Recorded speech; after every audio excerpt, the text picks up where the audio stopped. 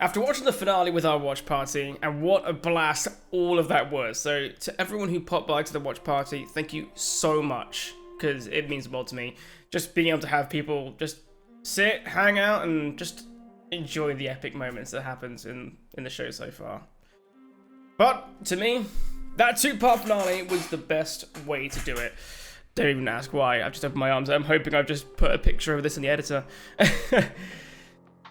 And I'll be real, I had to fight back some tears. But we won't go into that in this video, because I feel like I need to sit down on it, possibly even watch it again before I write my full thoughts about what I think of Season 3 of Mandalorian.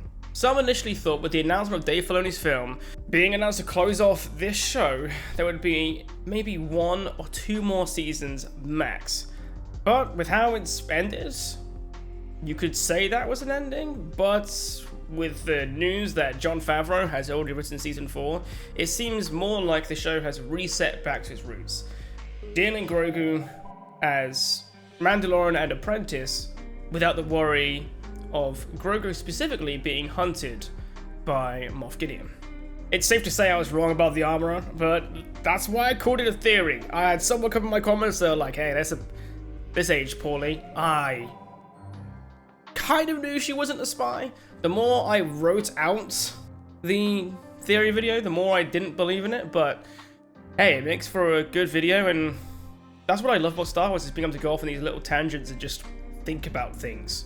So, yeah. Seeing her go around in a jetpack though, flying around, hitting people with a hammer and pincher thingies, I don't know what you call them. If I had a choice, I'd get hit by the Darksaber instead, because at least that would be a quick death.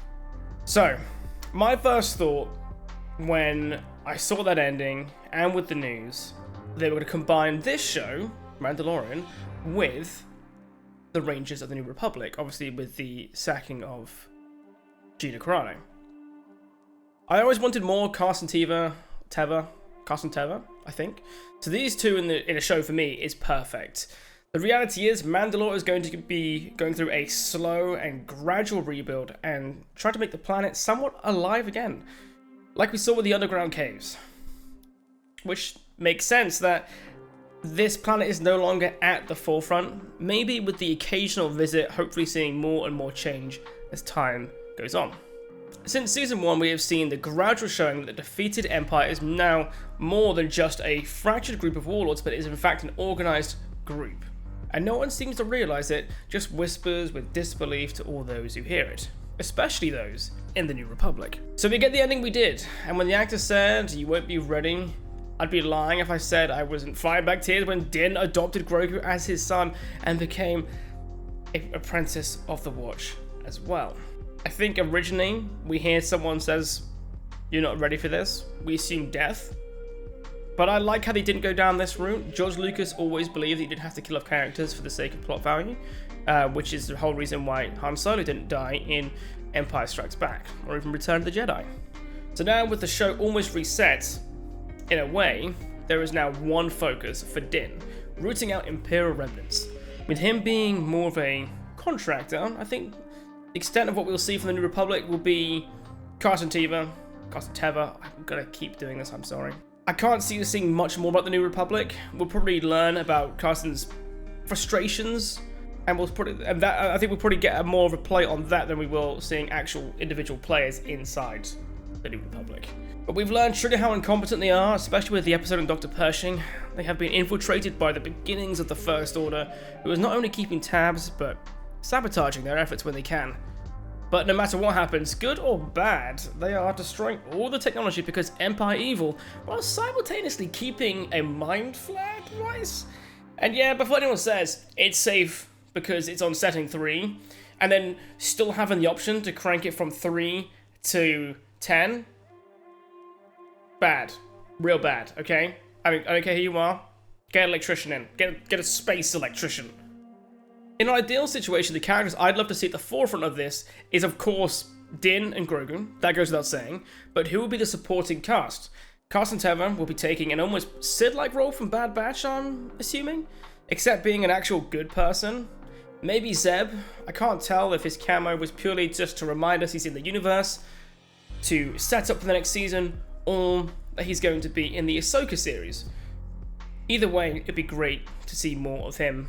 And I think it's also safe to say that we're going to see more of Carl Weathers, or Grief Karga.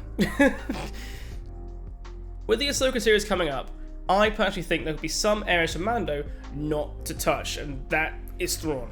I don't see Thrawn playing a major role in this show. I feel like it's going to be more of a focus for the Ahsoka one, or even a focus for the big bad villain if the Filoni film is to tie up Ahsoka and Mando and so on. We saw many heads of the fractured empire with Gideon's Shadow Council, General Hux' father, Brendel Hux, making an appearance, who was a pillar of making the First Order. I would love to deep dive into this whole council and read sources out to you guys, but I have not read the Aftermath books, which is something I absolutely need to do. But what I will say is, there are 3 known figures to us.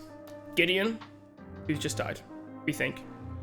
Hux, and Captain Pelion, the representative of Thrawn, and 6 warlords who, in my opinion, seem to be fair game. If there's anyone that we could see our favorite little duo taking down the fractured empire, it's these 6 people, because as far as I can tell, they could be taken down with little knock-on effect on other shows and movies.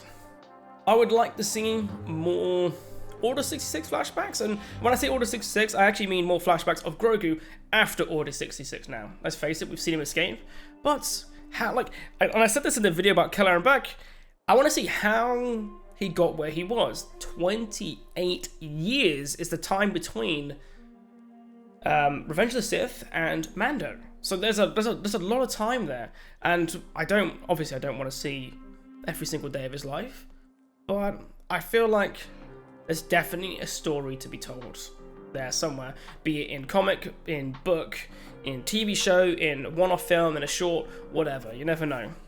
Hey, maybe in Tales of the Jedi. We got a season 2 coming, which I will talk about, I do promise. Favreau has already written season 4, with filming hoping to start in October. We genuinely may have just 1 or 2 seasons left. An interesting thing I saw on TikTok, and I did try and verify it myself, is that the circle transition at the end of each film would be like the ending of part 1 of 3, part 2 or 3, etc. You know what I'm saying? Whenever they ended a film, it ended on a circle transition. So I went back and looked, and I saw it in Phantom Menace, saw it in New Hope. I think I saw it in all of them really, but not in the TV shows. So the idea is, this is just the end of part 1, but is this the end of part 1 for Mandalorian, or is it just a part 1 of, these phase 1, phase 2? I really hate those phrases for the universe that we all love and enjoy, but I digress. So Pedro Pascal has come out and said that he will play this character for as long as they keep writing him in, which obviously who wouldn't want to do that? He clearly seems to enjoy Star Wars, and he plays a great role. And let's face it, he can just voice him forever if he really wants to. But the other people playing him is Brendan Wayne, Lateef Crowner, and Barry Lawrence. We've got to give all of them credit where it is due. Overall, we'll see this Mandalorian and his apprentice Grogu journey around the galaxy, hitting remnant to remnants. We know the First Order successfully forms and thrives against a largely demilitarized New Republic. Mando is set 5-ish years after Return of the Jedi, and there's 30 years between the original trilogy and the sequels. So really, how successful will these two be against them? Djin could be anywhere from 65 to 68 years old at this point. And how many old people do we see in a warrior society? Let's just all hope he can retire in peace. To summarize it all though, we'll see a combination of Mando, Rangers of New Republic with a growing menacing theme. I don't think simply take out the remnants will be the sole theme, and something will be revealed during this or at the end of the season to prep us for a film or another season. I would love for us all as fans to take a moment and think that not everything has to be such high stakes all the time. Not everything has to move the plot in big ways, people don't always have to die or any of the stuff to move the plot forwards. And I think we'd all, at least on Twitter, would do better if we thought like that. These are just my thoughts. It's a little more open-ended, and it would mean the world to me if you guys would consider subscribing so we can all discuss and enjoy Star Wars together. But as always, remember, the Force will be with you. Always.